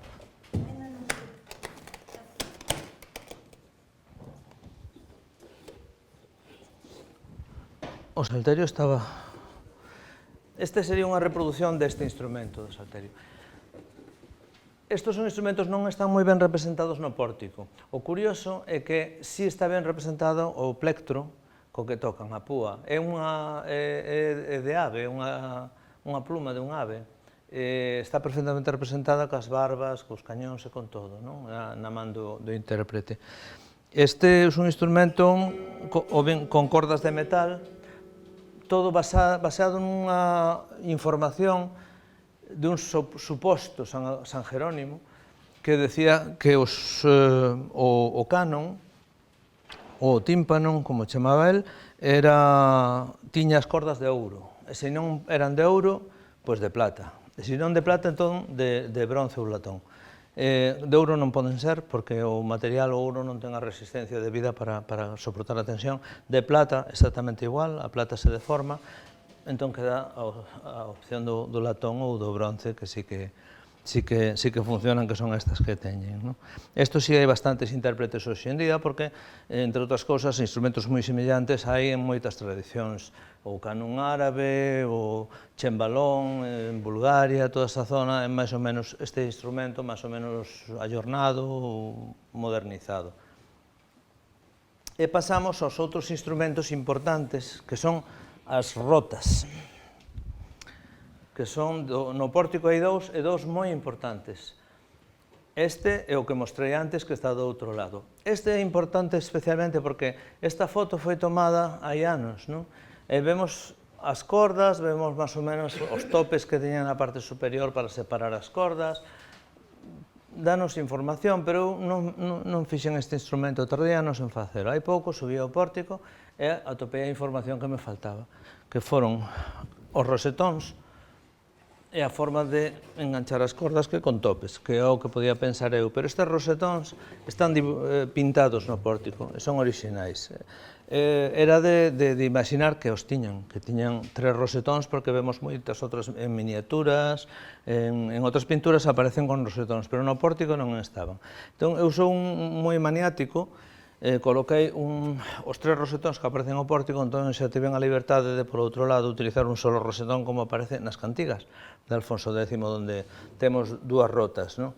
que son tocadas por dous músicos, non? Unha mira para un lado, outro mira para outro, non? Claro, este instrumento non hai xente que o toque, non? Pero con estas posibilidades pódese facer moitísimo. Ahora mesmo están algunhas persoas empezando a interesarse por el, pero de momento é un instrumento que non tivo continuación e que a xente non toca prácticamente, non hai xente que se atreva. E pasamos ao arpa, que esta non sabemos como se chamaba. Sabemos que isto se chama rota porque hai en Moissac un capitel onde aparece un músico tocando e pon debaixo Petrus cum rota. E ese Petrus é Carlomagno, que era un... No, Petrus, sí, é Carlomagno, e David tamén é Carlomagno. Carlomagno foi, claro, un emperador, non? Que realmente foi o que conseguiu defender Francia, todo o centro de Europa da invasión árabe, non? El tamén foi, por outra parte, un home moi propagandístico, tivo unha das primeiras ideas en Europa de como facer propaganda. Unha delas foi que el tiña un pequeno grupo, un reducido grupo de poetas, músicos intelectuais, que facían música, facían poesía latina e tocaban instrumentos. Dentro dese grupo, dese núcleo reducido, é probablemente onde xurdiu o organismo e tamén a rota. De feito, o propio Carlomagno tocaba a rota. Dentro deste grupo adoptaban nomes, nomes artísticos, por así decir. El adoptaba o nome de Petrus e o nome de David. Alternaba. E dai veu a asociación do rei David ca arpa.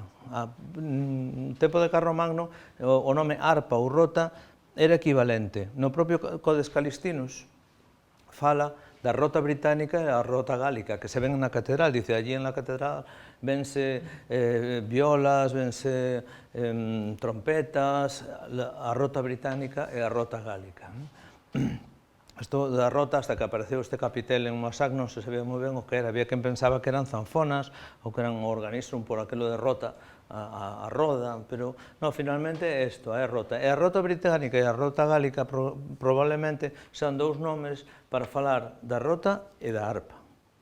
A arpa, esta era a nórdica, a británica, a dos vikingos, a dos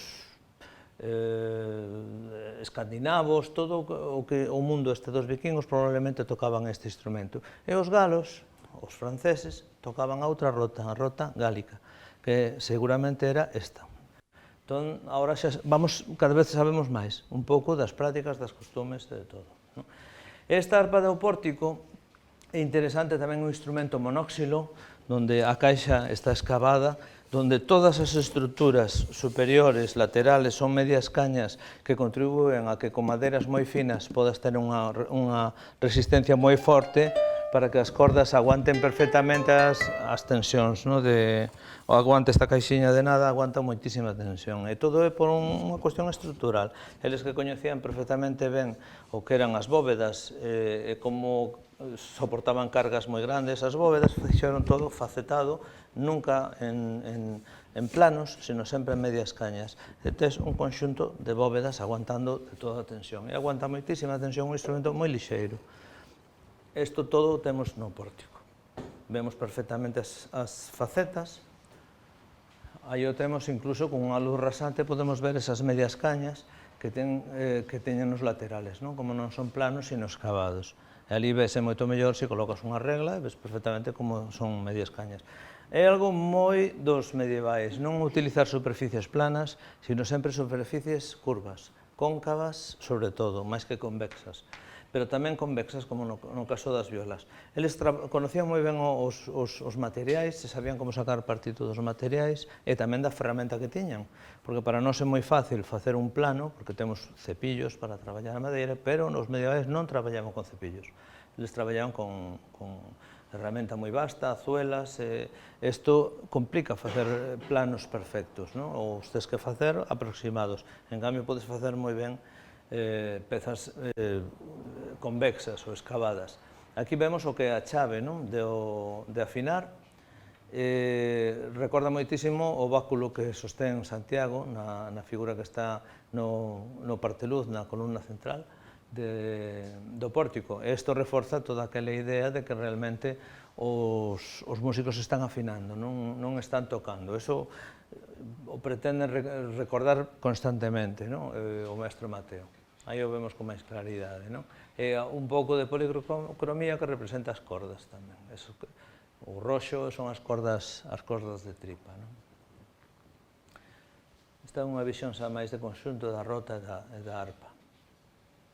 E esta é a arpa de Xelmírez. De novo, me remito a Xelmírez, 75 anos despois. E vemos como a cabeza de animal continúa aí, as cordas continúan aí, pero xa non é Mateo, xa non é este coñecemento tan profundo. Isto é o que nos encontramos normalmente. Dá información, pero é moi difícil reconstruir a partir desto. É moi fácil reconstruir a partir de outro. E pasamos aos instrumentos tamén máis representados no pórtico. Hai 8 deles. Son que se chaman violas, simplemente violas. Chaman así dunha forma para traballar, chamanselle fídulas ovales, pero realmente non son ovales, ni fídulas son, pero fídulas é un término culto latino que realmente non tiña utilidade. Como lle chama Alfonso X na Cantiga 8, onde aparece un xograr tocando, este instrumento é a viola. Entón, aí temos a asociación, además ben asociada, porque aparecen todas as viñetas que representan a cantiga, aparece o xogar tocando a viola, e conta que o xogar tocaba a viola diante da Virxen e todo. Viola con unha I griega, non con unha I latina. É a curiosidade. Aquí nos dá informacións como é a disposición das cordas. Son instrumentos de 5 cordas, e se corresponden con un instrumento ben conocido en toda Europa e que continuou de novo ata o século XVII con distintas variantes se seguiu tocando. Cambioulle o nome, incluso, chegou a chamarse lira da Bracho. O Orfeo de Monteverdi, cando se estrenou, o Orfeo, o que representaba Orfeo, tocaba a lira do Orfeo, era isto, era unha lira da Bracho, con la delta haría 7 cordas, que é a forma barroca de tocarse, añadían un bordón máis e unha corda máis polos agudos. Pero o que é interesante aquí é a disposición das cordas, é como vemos que están 2, 2, 1. 1, que é o bordón, que sale por un lateral do mástil, e que esta é outra cosa que vemos en moitísimas pinturas e miniaturas. Aquí, realmente, vemos clara a disposición. Unha vez que ves esta disposición de 2, 2 e o bordón fora, empezas a descubrir que moitísimas pinturas ten a mesma disposición, o que pasa que non é tan claro. Claro, aquí é evidente, aquí está moi ben feito, moi ben representado. Isto ten unhas consecuencias importantes. Este bordón que está por aquí non é caprichoso. Estes instrumentos non teñen estruturas internas. Aquí non hai barras, non hai almas, non hai nada do que normalmente teñen os violines, os violonchelos hoxe en día, nin reforzos, nin nada. Isto é a tapa pura e dura. Entón, hai un problema cos instrumentos de arco cando faz unha distribución regular de cordas. É que necesitas de alguna maneira algo que este aí dentro que cree unha disimetría na resposta das patas do ponte. Necesitas que responda distinto esta que esta. Eles conseguíano mediante esta corda.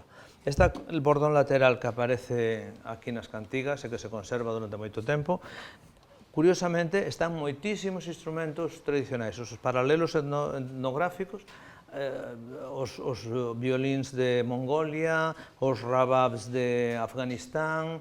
Hai un montón de instrumentos que teñan 2, 3 ou 4 cordas, teñen o bordón. E o bordón cumple esa misión parecida ás estruturas internas dos violins, crear esa disimetría entre as dúas patas.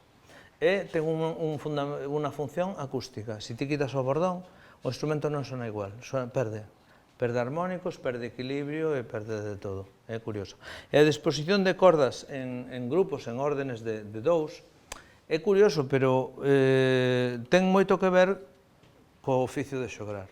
Os xograres, normalmente, vemos nas cantigas de Alfonso X a grupos incluso grandes, 2, 3, 4, incluso 7 xograres tocando. Pero isto é a corte dun rei, e dun rei ademais con moita vocación pola música.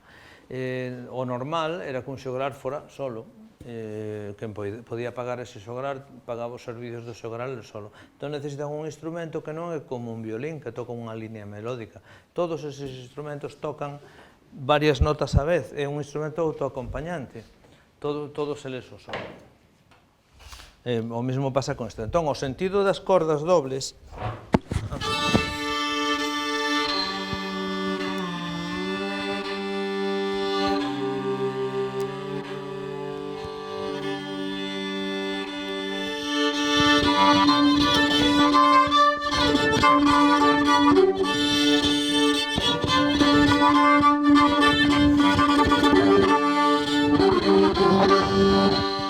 perdón.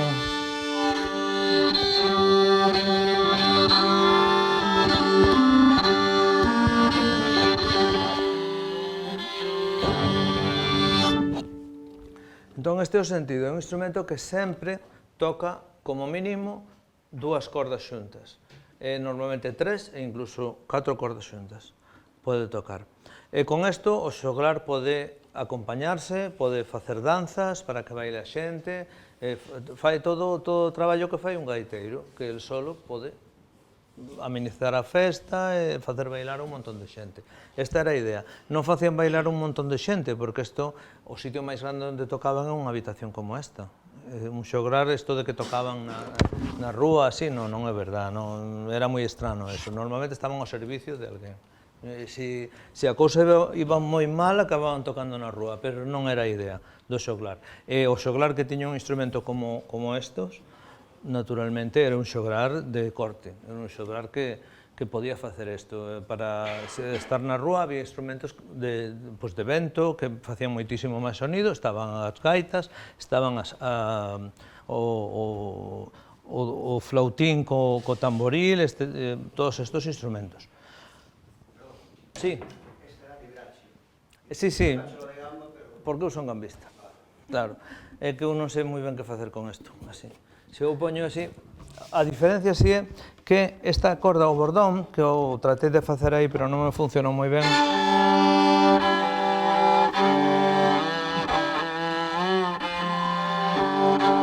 Isto o fai moi ben algunha xente que toca este, o fai moi ben utilizar o pulgar para dar todas estas notas.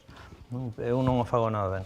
En instrumentos tardíos do século XVII, liras de abracho, vese que hai tocadores de lira que teñen un anel aquí con outro pequeno anel que engancha na corda. E facían o mesmo, pero con máis precisión, traballando co anel. É curioso como se conservou, como mesmo cambiou e perfeccionouse a técnica con esos sistemas no século XVII. Pero este é un instrumento de brazo, normalmente non se toca nunca de gamba, que así como este sí se toca de gamba, pero de gamba se toca este, que é o equivalente que hai no Pazo de Xelmírez, que o veremos logo. É a mesma cousa, co mesmo bordón lateral, é a mesma estrutura, só que no século XIII xa cambiaron de novo, é dicir, de facer instrumentos que eran recortados e con un fondo añadido e tamén unha parte superior, pasaron outra vez aos instrumentos monóxilos totalmente excavados. O que parece que é unha volta atrás técnica en canto á construción, sin embargo, estaba porque eles buscaban formas complexas, estaban experimentando no século XIII e buscaban formas complexas con laterais moi complicados que iban de pequeno a grande a pequeno, bombaturas, cousas que non se podían facer mediante pezas. Era mellor tallar, esculpir. E isto é unha cousa importante tamén porque ante a pregunta de, bueno, estos instrumentos tan ben feitos, que teñen tanto detalle, non? Donde vemos cousas tan comprensibles para nós como constructores. Aquí está o de Xelmírez. Quen facía estes instrumentos? É unha pregunta que a mí xurdiume cando estábamos con isto. Quenes eran os luthiers? Porque non podía imaginar luthiers a tempo completo traballando no século XII. A produción non era tan grande, os xograres non había tantos. Había, porque non había tantos nobles, non? Era así de simple. Entón, participaba no proxecto da Fundación Barrié como asesor científico, o Serafín Moralejo, que era profesor da universidade, un experto en historia do arte medieval, que realmente axudou moitísimo a entender isto. Eu puxe esta pregunta, como que están tan ben feitos os estudos? Quen facía estes instrumentos? El deu unha resposta que me deixou completamente convencido. Dixe, pois, tal como é a técnica, tal como el veía que nos falábamos da técnica de construcción, que é de excavación, vaciado, talla, escultura, máis que de doblar madeira e encolar, como se fai modernamente, dixo que os que facían ese traballo eran os escultores, os mesmos escultores. Entón, eso tiña sentido para entender por que estaba tan detallado o Pórtico da Gloria. Por que tiña tanto detalle? Por que se esforzaron tanto no detalle? Pois, finalmente, non é que se esforzaran. Era que eles coñecían perfectamente os instrumentos, igual que calquera de nosotros, se te piden que dibuixen o teu instrumento. Vas a dibuixar cousas que a xente normal non ve, non repara en esos pequenos detalles, pero ti os representas porque sabes que están aí e non te costa ningún traballo. É máis fácil para ti representalo como sabes que é, que ter que facer unha pirueta, así figurarte como é, facer unha representación, unha idealización e tal. Todo iso é traballo dun artista plástico, pero o que sabe como é, o fai como é. Entón, o máis fácil para eles era non facer unha abstracción do instrumento, era facer o instrumento en pedra. Pero a idea era que tamén a repartición do traballo na Idade Media non era como agora, que o que traballa madeira, o que traballa pedra, non. O escultor da Idade Media tiña que se enfrentarse ao mármol, ao granito, á madeira, ser orfebre e facer un montón de cousas. Deses, os mellores, como eran os escultores do Pórtico da Gloria, que eran os mellores probablemente de Europa nese momento, serían os que farían os instrumentos, porque eran os que podían traballar con ese grado de precisión. Eso que propuxo Moralejo a min, a verdad, que me deixou totalmente, de repente entendí moitísimas cousas. Este é o instrumento equivalente que temos 75 anos despois, e de repente temos un instrumento enorme. Que é outra cousa importante, porque hasta este instrumento, os instrumentos que vemos son sempre pequenos, porque o mundo do xograr era un mundo a menudo itinerante. Tiña que cambiar moitas veces de contratador, tiña que andar cambiando, e de repente en Xelmírez aparece este instrumento, tan sofisticado e tan grande. Basicamente, tal como penso, o afino dunha forma parecida. Naturalmente, Xelmírez non ten o grado de detalle que aparece no pórtico.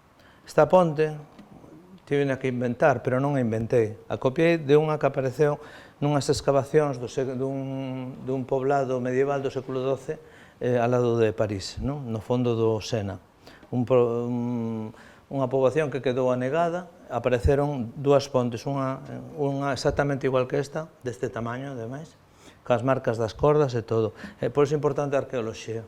Había nesa excavación membros do Grupo Prolira, que é unha asociación que surdiu en Francia de investigadores, sobre todo luthiers, que traballan no medieval e que traballan nas excavacións ou colaboran gratuitamente nas excavacións que se fan de xacementos medievais. E sempre avisan, dan información aos arqueólogos de que se atopan tales e tales cousas que avisen a Asociación Prolira. Este é un dos resultados. E se pode utilizar e se aplica directamente a estes instrumentos.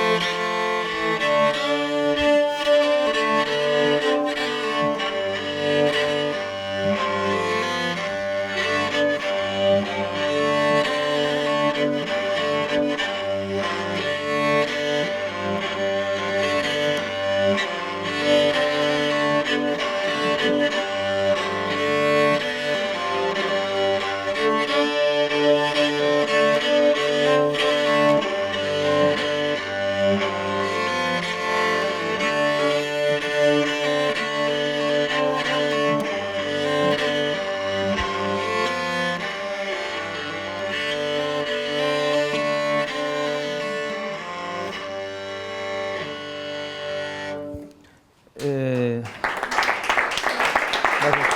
Como vamos de tempo?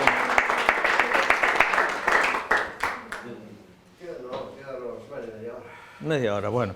Entón explico un pouco máis da mecánica dos instrumentos, de como poden entenderse, non? Hai un monxe do... Sí, hai un monxe de... Aproveitar a preguntar, porque estou dicindo o límite... Sí. Es decir, xa dixo que preguntáramos polo medio, non Claro. vamos dar despois tempo de preguntas. Entón, hai un monxe do século XIII que vivía en París, en Notre Dame, que era Jerónimo de Moravia, que aproveitou un tractatus de música que escribiu a mediados do século XIII e deu a afinación destos instrumentos. Deu non unha, deu 3 afinacións diferentes, o cal é interesante porque nos explica que sobre o mesmo instrumento había diferentes formas de traballar, non? E das 3 afinacións, esta é a que estou utilizando agora, é a que, digamos, para mí me resulta máis práctica, porque vexo que todo o repertorio, prácticamente todo o repertorio medieval, podo axeitalo a esta afinación, pero hai outras, non? Hai unha especial para facer os cantares de gesta, probablemente sería para eso, vamos, el non di que sea para eso, pero que probablemente sería para facer cantares de gesta, outra un pouco diferente que permite facer outro tipo de repertorio. Pero con esta, o mismo músico facendo isto, subindo esta corda un tono, xa podes traballar en moitos outros modos, non? Eles traballaban en modos. E, por exemplo, das primeiras pezas instrumentales que se coñecen, que son puramente instrumentais, están no que se chamou Manuscrito de Londres, é unha colección de estampidas, saltarelos e música de danza, non? Son do século XIV, é un manuscrito italiano e prácticamente todas, non todas, pero prácticamente todas as pezas están pensadas para esta afinación, que é la, re, la, sol, non? A outra era la, re, sol, sol.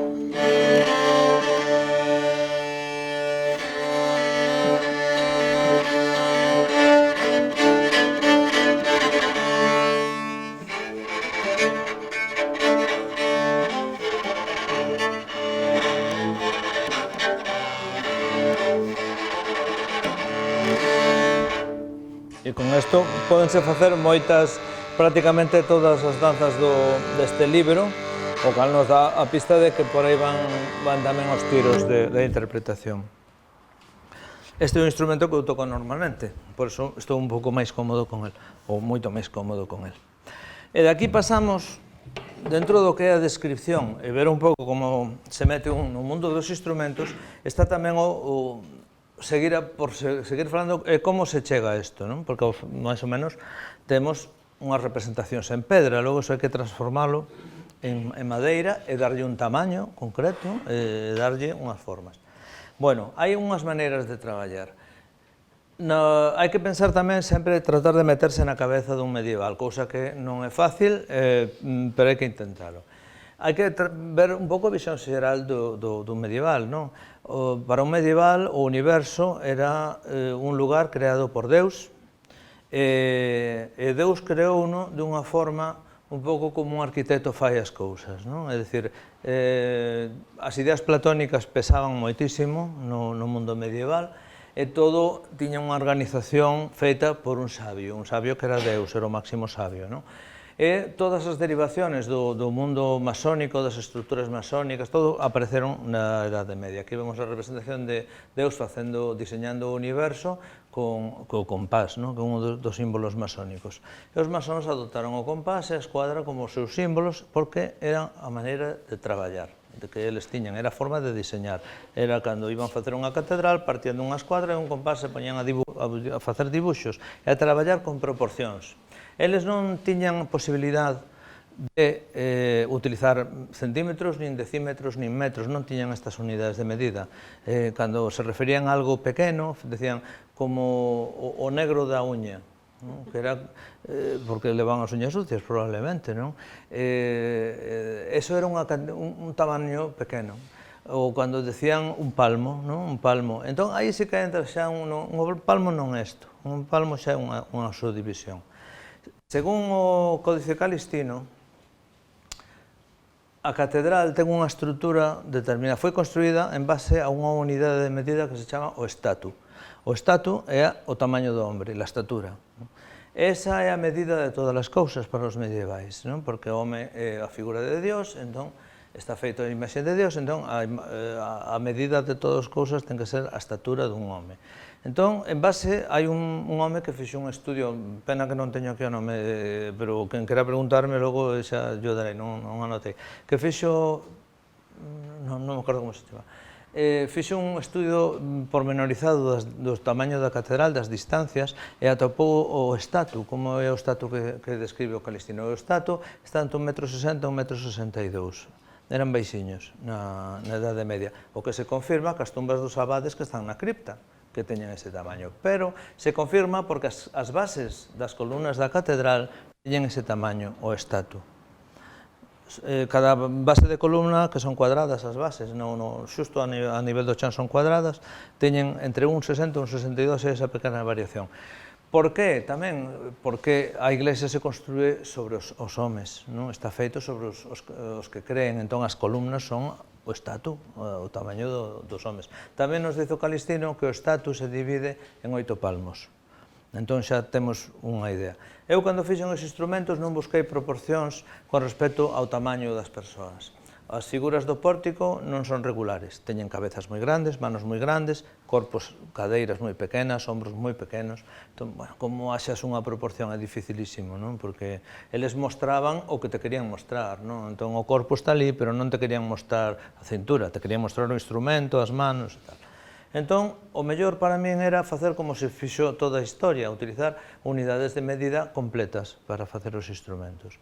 Atopei, por exemplo, que para estes instrumentos, as violas ou os laúdes, 3 palmos iban moi ben e me daban un resultado que parecía, a simple vista, parecidísimo ao que veías ti cando comprabas con unha persona e, de feito, funcionaba moi ben para o tamaño das cordas.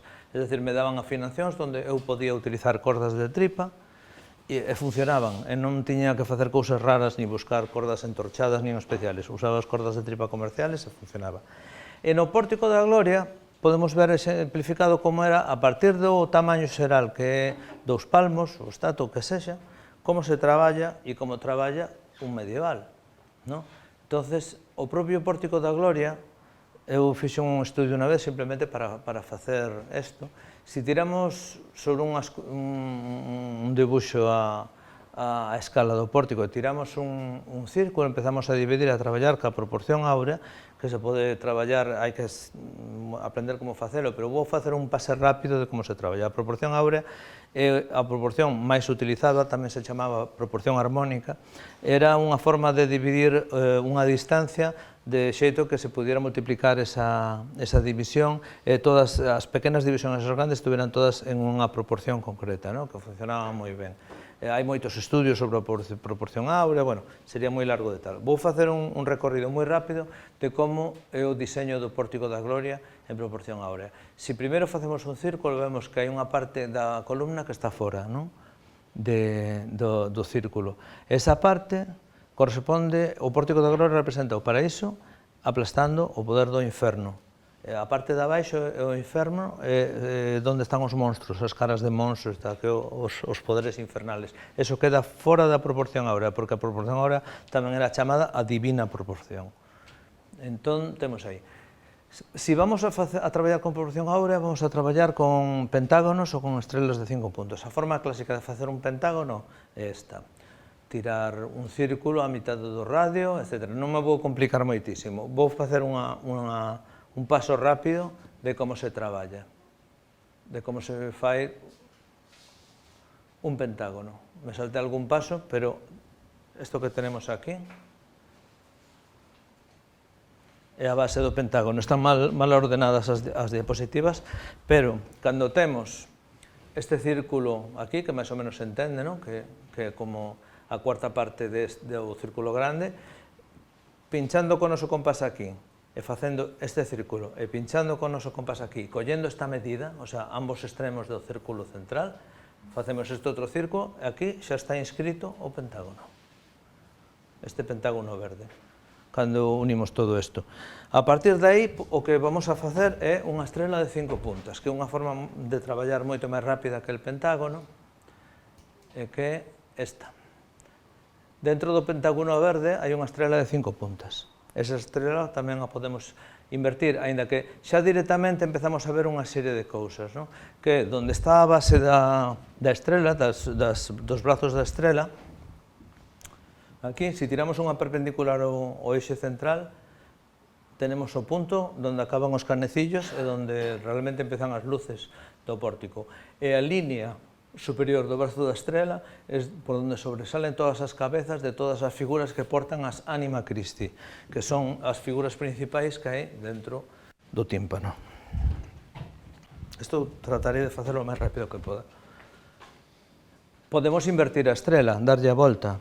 Entón, teríamos o pentáculo famoso da maxia, dos demonios e de todo isto, pero que en realidad todo iso é unha visión moderna de como era como traballaban eles, como o levaban en secreto, porque para eso eran gremios, non?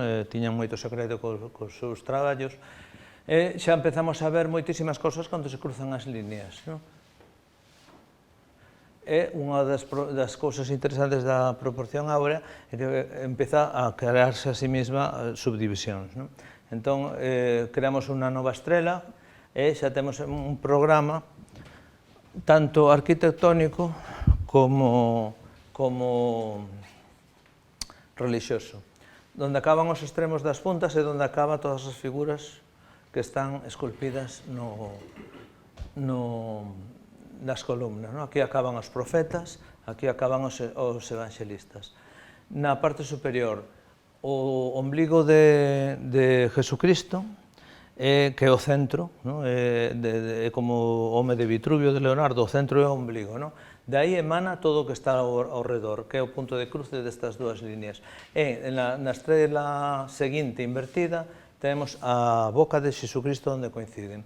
Tamén, en subdivisións menores que había que ir mirando, é a forma dos xeonllos e das pernas de Xesucristo siga a forma da estrela e conectan coa altura do corazón de Santiago.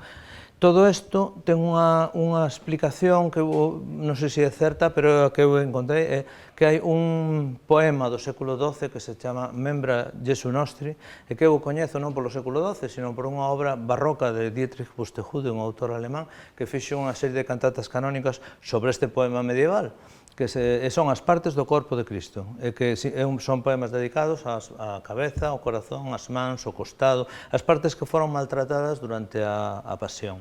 É un xogo que se está facendo con todo o diseño de proporcións áureas é relacionar as partes do corpo de Cristo coas partes do corpo de Santiago, donde tens a boca de Cristo chega ao corazón de Santiago, as mans de Cristo chegan á boca de Santiago. Hai todo un xogo que non sei se foi pensado así, pero é o que a mí me sale. E todo isto combinado con os elementos arquitectónicos que nos vamos encontrando, a disposición das columnas, a disposición tal. Entón, eles xogaban con todo, utilizaban, isto me sirve para construir e que non caia a catedral, pero tamén de paso lle deu un significado simbólico, místico, que eles lles interesaba. Esta é a forma de traballar, non? E podemos inscribir dentro de outro círculo, outra tal, bueno, se un separa, acaba atopando moitísimas relacións dentro do que é o pórtico, de como está construído.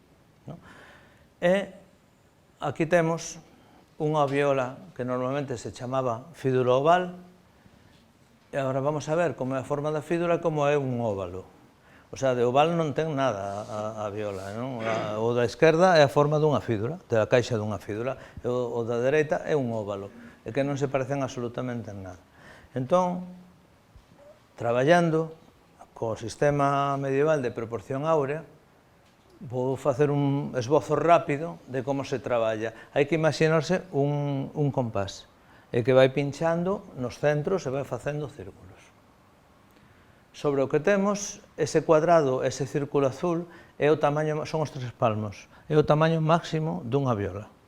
E sobre esa viola fixemos unha estrela e fixemos o primeiro corte auro, que é o círculo máis pequeno en roxo, que se vai pinchando na parte inferior da estrela, facendo o círculo.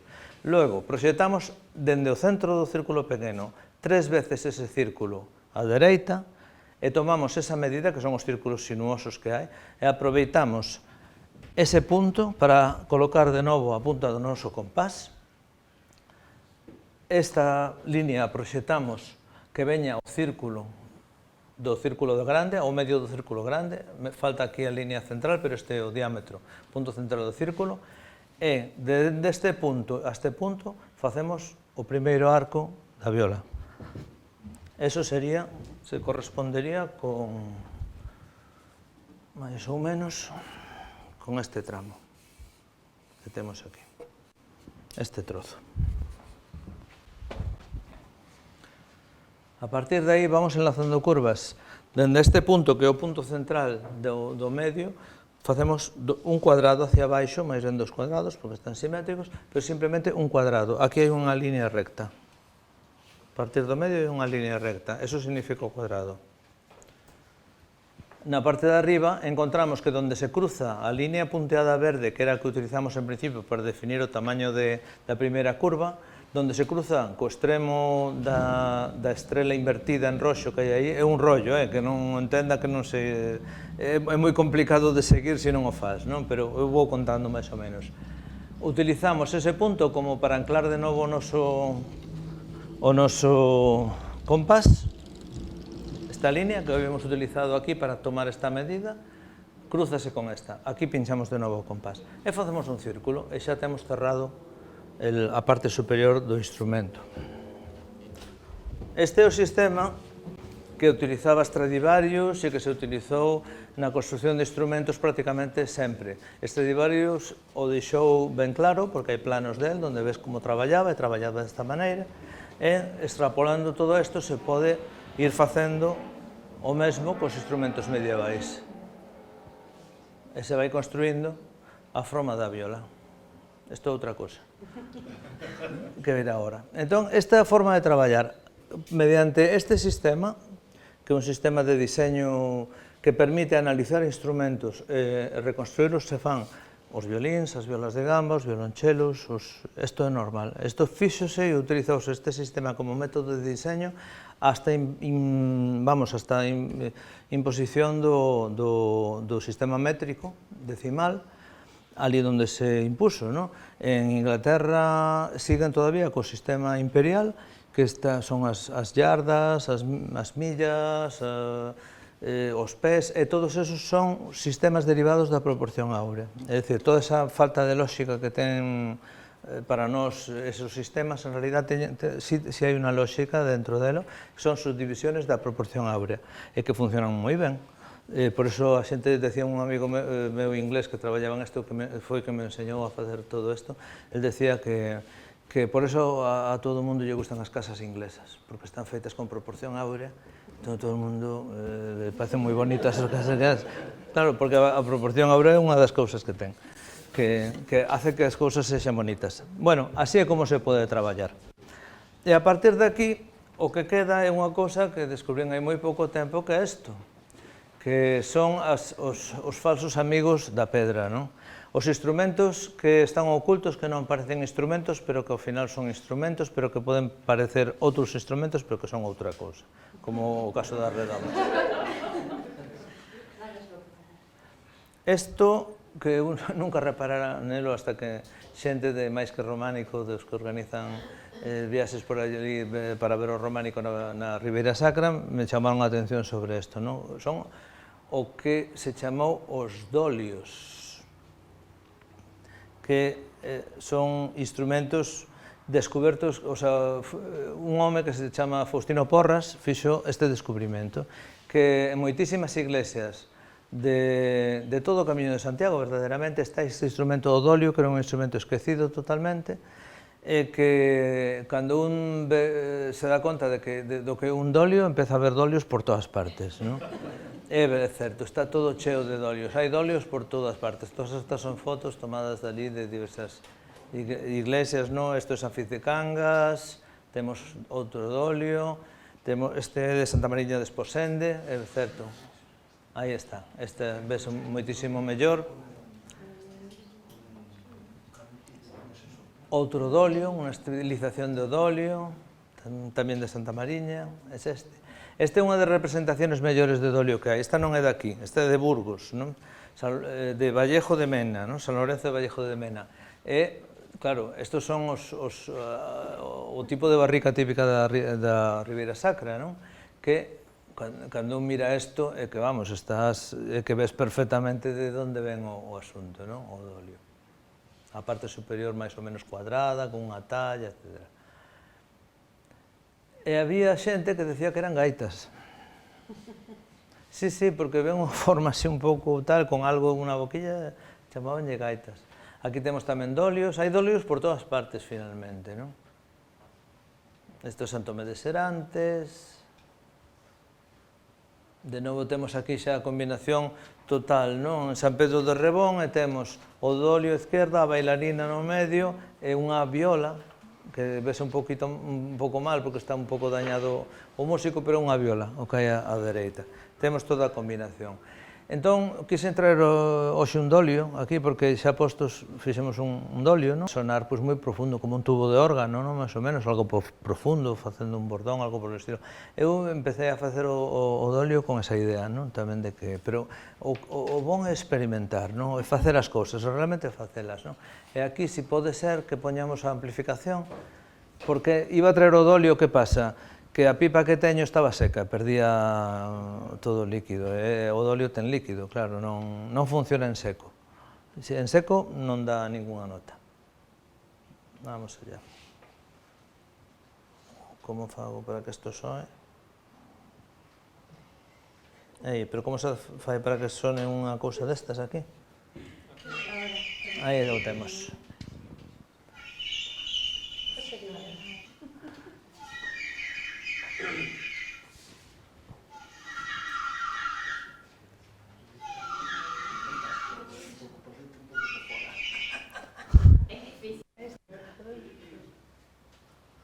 Toni Esparís, que colaborou no desenrolo do instrumento. Finalmente, o dolio é un instrumento que aparece no exterior das iglesias entre todos os pecados que se mostran nos canecillos, non? Porque todos son pecados realmente o que hai fora, que é a propaganda que facía a iglesia, non? O que hai fora da iglesia é todo un asco, non? O único bon é o que hai dentro, pero de fora é todo pecaminoso e malísimo. Entón, esas representacións de toda esta xente, de todos estos para atrás, non. Todas estas representacións dos exteriores e dos dolios do exterior, finalmente, o que nos están contando, para min é unha historia prácticamente carnavalesca, non? É dicir, cando xa tes feita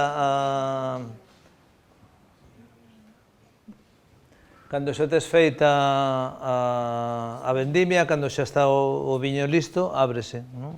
Abres as pipas do viño, e que faz? Pois sales por aí cunha pipa chea, non? E a característica que ten o dolio, que pena non traela, que se a pipa está chea, non soa. Non tes nada, non fai nada. Cando a pipa xa está bastante baleira, empeza a funcionar o sistema este que é parecido aos asubíos que imitan páxaros e todo, non? Pero eso soa a partir dun determinado punto, que cando xa a couxa xa está un pouco así, non? Entón, por eso está representado fora e como un pecado. Probablemente era algunha práctica moi propia da primavera, moi propia do momento do viño, da apertura das pipas, non? Pero isto é unha historia que me invento eu. Bueno, hasta aquí. Se alguén ten dudas ou alguén quere probar os instrumentos, por favor, que non se corte. E que faga o que queira.